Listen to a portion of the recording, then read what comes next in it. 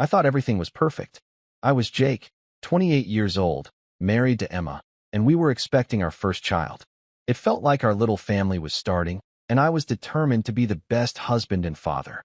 I'd seen my own father absent for most of my life, and I wanted to do everything right. My job in tech was demanding, but I was managing. I'd come home from the office, take care of the house, do the laundry, help with the meals, anything Emma needed. I wanted her to feel supported as she went through the ups and downs of pregnancy. I was ready to be the kind of father I never had. But as her pregnancy progressed, things began to change. Emma wasn't herself. At first, I chalked it up to hormones and the stress of carrying a baby.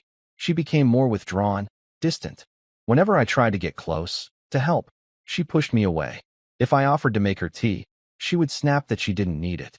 If I tried to hug her, she stiffened and pulled away. At first, I was confused. Was I doing something wrong? Was she overwhelmed? I didn't know how to fix it. I kept trying to show her I was here for her, but the more I tried, the more distant she became. Her anger, too, grew. Little things would set her off. If I forgot to take out the trash, she'd yell. If I didn't pick up the right groceries, I was useless. Her words cut deep, but I kept my head down and worked harder. I thought I could fix it. I thought, if I did more, supported her more, it would all get better. But instead, I felt like I was crumbling under the pressure. My mind was exhausted from balancing work, the house, and Emma's increasing emotional demands. Every day, I felt less like a husband and more like an errand boy.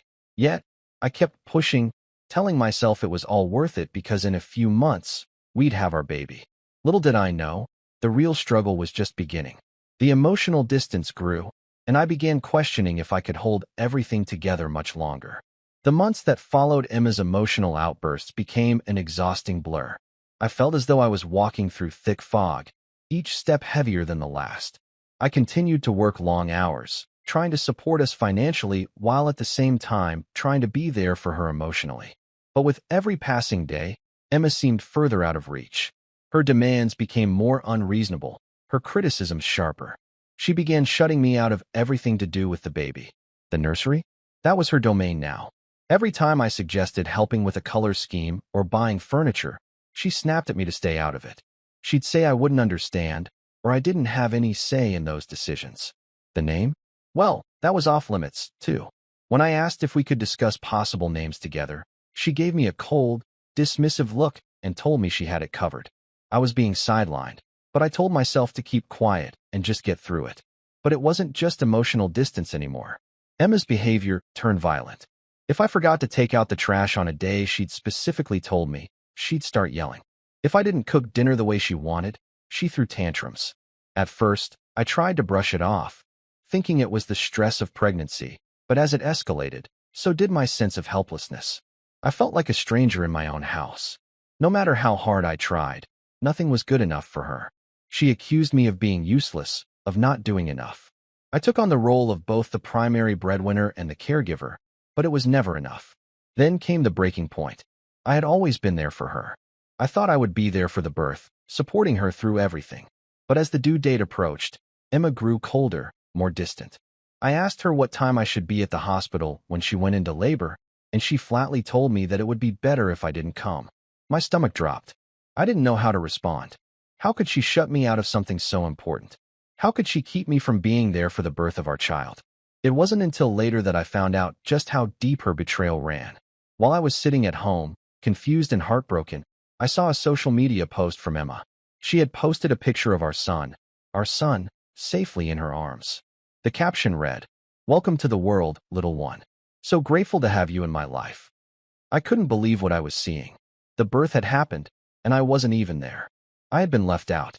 And as I scrolled through the comments, I felt a wave of betrayal wash over me. It wasn't just about being denied the chance to be there for our son's birth. It was the fact that Emma had gone through with it all without even telling me. I had no involvement, no say, no connection. I was invisible to her. I felt powerless, defeated. Everything I had done for her, for our family, had been reduced to nothing. I was left standing there, unable to do anything, with no one to turn to. The man who had worked tirelessly to create a stable home, to be a loving husband, had been shut out completely. I couldn't help but wonder if the worst part was realizing that Emma had planned it all, leaving me in the dark without a second thought. The pain from Emma's betrayal settled in deep. Each day that passed, it became clearer. My life, my future, and my son's future had been reduced to a battlefield.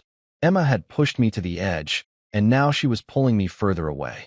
Her actions had stripped away the trust we once had, and the emptiness of her cruelty weighed heavily on me. For the first time in months, I found a shred of clarity. I wasn't just broken, I was lost. The man I had been in the beginning of our marriage, full of hope and optimism, was no longer here. I felt like I was barely holding myself together, let alone providing for my family. But now, I saw what I needed to do. I wasn't just a husband anymore.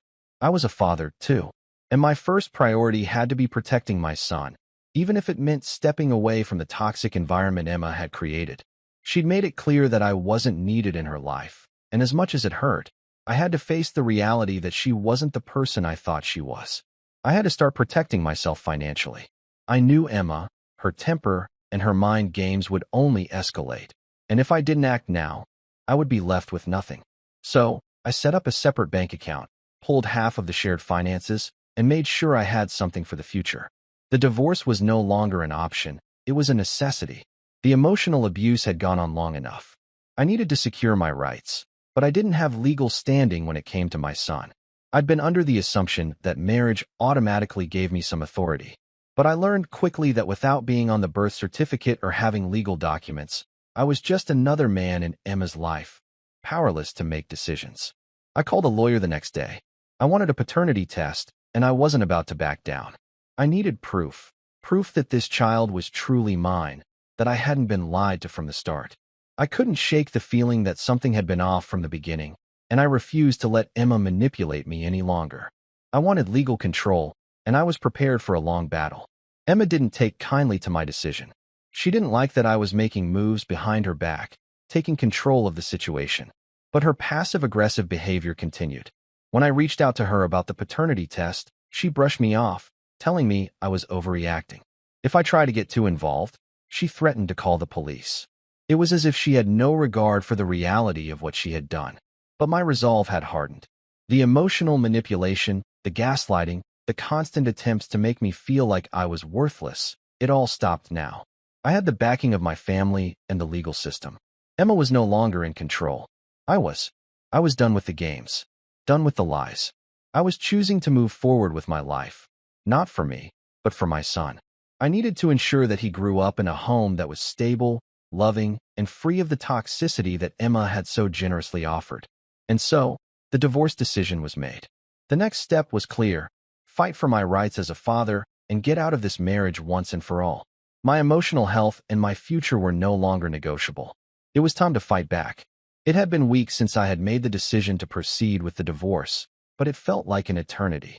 My emotions were a tangled mess: anger, hurt, betrayal, and an overwhelming sense of exhaustion.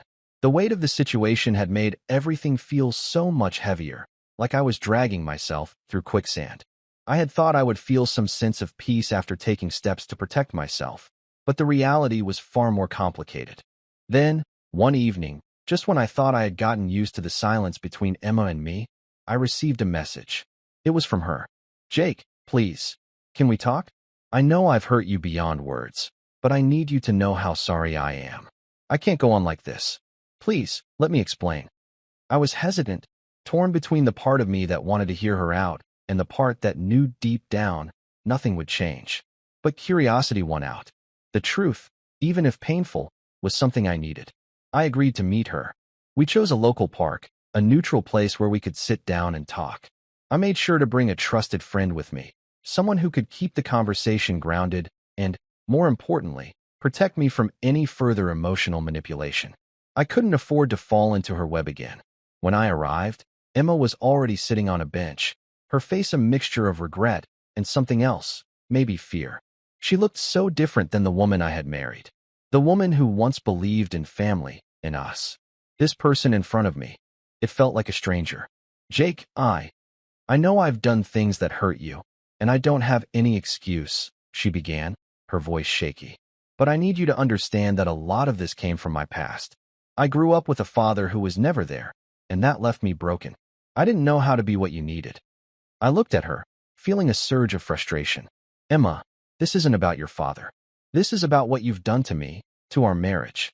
She nodded, her eyes welling with tears. I know. I was wrong. I've been dealing with my own emotional issues, and I didn't know how to handle them. I pushed you away because I was scared. I didn't know how to ask for help. I had heard enough. So now you're telling me that everything, the way you treated me, the way you isolated me, was because of your childhood? Because you didn't know how to deal with things? That's not good enough, Emma. Her eyes darted to the ground, and she shifted uncomfortably. I know it sounds like an excuse, and I don't want you to feel sorry for me. But I was struggling with postpartum depression too. It clouded my judgment, and I didn't even realize what I was doing until it was too late. I took a deep breath. I needed to keep my emotions in check. The past few months had been a whirlwind of pain, and the last thing I wanted was to fall back into the cycle of sympathy and manipulation that had kept me trapped in this marriage. You're right about one thing, I said slowly. You did hurt me. You took everything from me, my trust, my love, my involvement in our child's life. And I let you. But that stops now. I'm not going to let you use your past or your mental health as an excuse for the way you treated me anymore. Emma's voice cracked as she spoke again. I don't know what to do without you, Jake. I'm so sorry. I need you to understand. I didn't mean to push you away. I love you. I stared at her for a long moment, weighing her words. Something inside me wanted to believe her. Part of me wanted to find a way to forgive her, to fix everything. But I knew it wasn't that simple. There was too much damage, too much betrayal. I'm sorry, Emma, I said softly, the words tasting bitter as they left my mouth. I can't keep living like this. I need to move on. For me, for our son, and I need to protect myself from any more of this. She didn't respond immediately. She just sat there, tears streaming down her face. But I wasn't going to be her savior anymore. The years of trying to fix things, of convincing myself that things would get better, had left me drained. I'm done trying to fix this, Emma, I added. It's over. I stood up, not wanting to waste any more of my life waiting for something that would never come. As I turned to leave, I felt a weight lift off my shoulders. It wasn't a relief born of happiness, but of finality. I knew this wasn't the end of the story. The road ahead would be long, filled with emotional battles and legal fights over custody of my son. But for the first time in months, I felt certain of one thing. I was doing the right thing. I was choosing me. I was choosing my future. And Emma?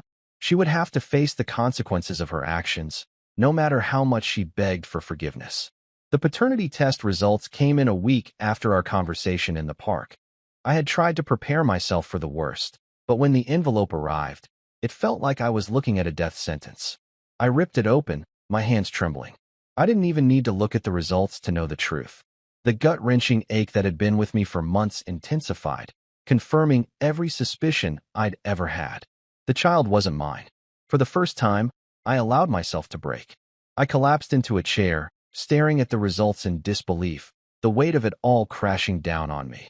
I felt betrayed in a way I never could have imagined.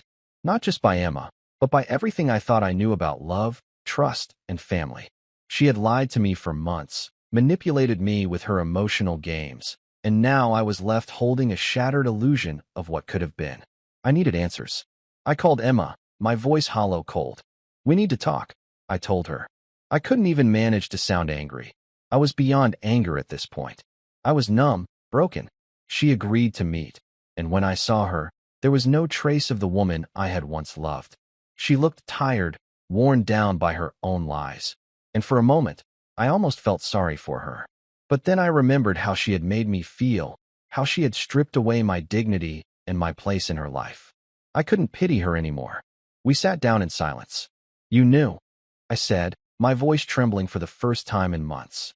You knew all along that the child wasn't mine. Emma looked away, avoiding my gaze. Jake, please. I'm so sorry. I never meant for things to get this far. The words felt empty. There was no remorse, just an attempt to shift the blame, a desperate cry for forgiveness that was too late to be genuine. How long? I asked. How long were you seeing him? Her shoulders slumped, and I saw the tears well up in her eyes. It wasn't like that. I didn't plan for it to happen. It was just a moment of weakness. And when I found out I was pregnant, I panicked. I didn't know how to tell you, so I just kept pretending. Pretending. That was all it was. Everything. Her love, her commitment, Her promises to build a life together, it had all been a lie. I need you to understand, Emma continued, her voice barely above a whisper. I was struggling. My mental health, my past, everything with my mom. It all came crashing down. I didn't know how to deal with it, and I made terrible choices. I let my emotions dictate everything. I had heard enough. So you admit it was a choice. You chose to betray me. Yes, she whispered. I was broken, Jake, and I didn't know how to fix it. I stood up, unable to sit there any longer. You know what hurts the most? I asked, my voice shaking with fury. The fact that you thought you could manipulate me into believing we could fix this. That I would just forgive you, like nothing ever happened. Emma reached out to me, but I pulled away. I loved you, Emma. I really did. But the truth is, I don't even know who you are anymore. She looked at me with desperation in her eyes. Please, Jake. I can't lose you. I know I've messed up, but I'm asking you to forgive me. Please, let's fix this. I took a deep breath, the weight of it all threatening to crush me. It's too late for that. I can't trust you. Not anymore. And I won't let you manipulate me into staying. I need to move on. For my own peace of mind. For the sake of my son. Her face crumpled as she tried to reach out again, but I shook my head. No, Emma. This is over. I turned and walked away, leaving her standing there, alone in her regret. The pain of her betrayal still gnawed at my insides, but I knew I couldn't let her back into my life. Not now, not ever. The truth had been unveiled, and as painful as it was, I knew I was finally free from the chains she had bound me with. Now, I just had to move forward, for my son, for myself, and for the life I deserved. I sat in the sterile conference room, the papers in front of me ready to be signed. The final step toward ending everything with Emma. The divorce wasn't just a legal process. It was a personal reckoning, a final decision to put myself and my son first. I was exhausted, but there was no turning back now. It had been months of emotional turmoil, and I couldn't keep dragging myself through it. The lawyer's voice pulled me back to reality.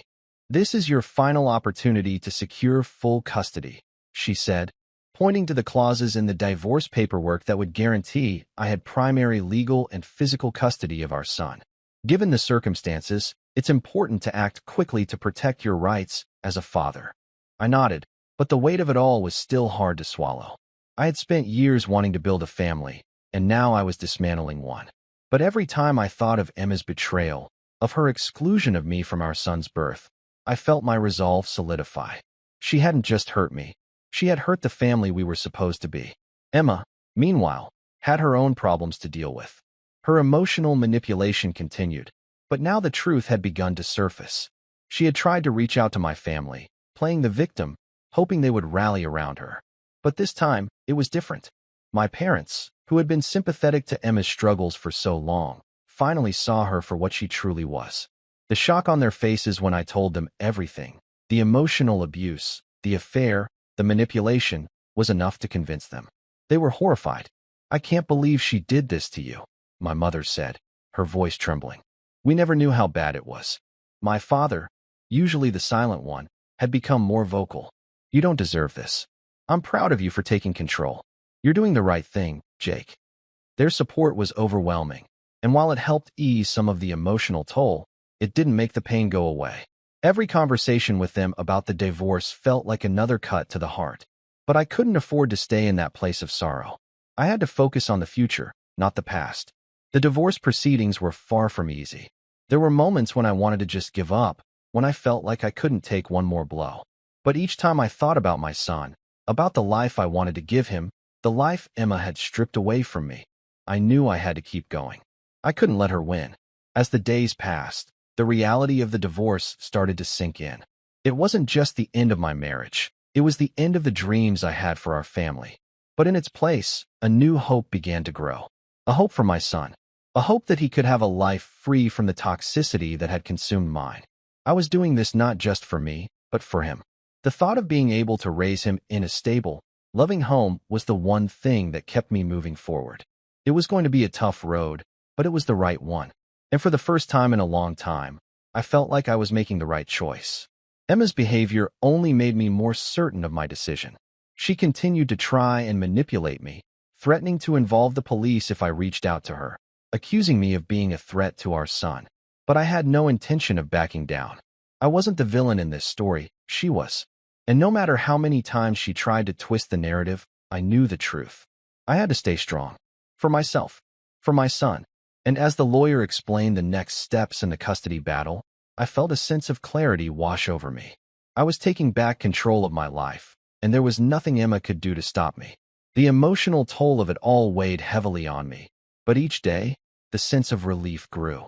I was walking away from a toxic marriage, one where my love and commitment had been taken for granted. And though the future was uncertain, one thing was clear. I was doing what was best for my son, and that was all that mattered. It wasn't easy, but I knew I was on the right path. And with my family by my side, I felt ready to face whatever came next. The ink on the divorce papers had barely dried, but it felt like the heaviest weight had been lifted off my shoulders. The months of turmoil, the emotional exhaustion, the heartache, it was all finally over. The journey to this point had been long and painful, but as I walked away from my marriage to Emma, I felt a strange sense of freedom. It wasn't happiness yet, not by a long shot, but it was a start. The battle for custody was still on the horizon, and the stakes couldn't have been higher. I had fought for the right to be a father, and now I was going to fight for my son's future. No more manipulations, no more emotional blackmail from Emma. I was determined to provide him with the stable, loving home that I had promised myself from the start. The legal battles, though exhausting, gave me a sense of purpose. Every time I met with my lawyer, I felt more and more like I was taking control of my life again. I wasn't just a man trapped in a toxic marriage anymore. I was a father fighting for his son. And no matter how messy the process became, I wouldn't let go of that. But the road ahead was long. The emotional toll of everything, the betrayal, the manipulation, the realization that the person I had once loved was a complete stranger, still lingered in the back of my mind. Every day felt like I was peeling away the layers of grief, slowly allowing myself to feel it all. But with each day, I became stronger. I realized that I could heal. I would heal. I focused on my career. I'd spent too many years distracted by a marriage that drained me, and now I needed to rebuild what I had neglected, my ambitions, my goals, and the person I had once been before I was swallowed up by the weight of Emma's emotional chaos. Slowly, I began to rediscover the things that made me happy. I threw myself into work, taking on projects that inspired me, reconnecting with friends I had lost touch with. For the first time in a long time, I was living for me. But it wasn't just work. I started to rebuild my relationship with my family. My parents, who had been so supportive throughout the divorce, continued to be my rock. They understood now, in a way they hadn't before, the extent of what I had been through. My mom, in particular, had expressed her regret for not seeing the signs earlier, but I reassured her that I didn't hold it against them. They were there for me now, and that was all that mattered. Still, the most important part of my life, my son, was always at the forefront of my mind. I was determined to give him the life he deserved, away from the toxicity of the past.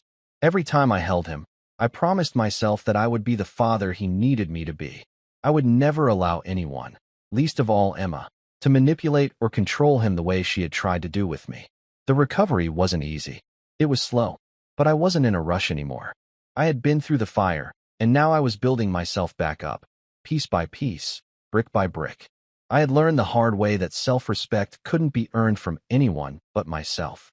I had given so much of myself to Emma, trying to fix something that was broken beyond repair. But now, for the first time, I was building something that I could control, my own happiness. I made a vow to myself. I would never allow anyone to manipulate me again. No one would ever have that kind of power over me. And in that moment, I knew I was finally free. I was starting fresh, building a new life for my son and me, one that was full of love, respect, and the promise of a brighter future. It wasn't going to be perfect. There would still be struggles ahead, custody battles, navigating single fatherhood, the slow process of healing. But I was ready. And as I looked at my son, sleeping peacefully in his crib, I knew this was just the beginning of something better, something real. I wasn't just moving forward. I was moving on. And for the first time in a long time, I had hope.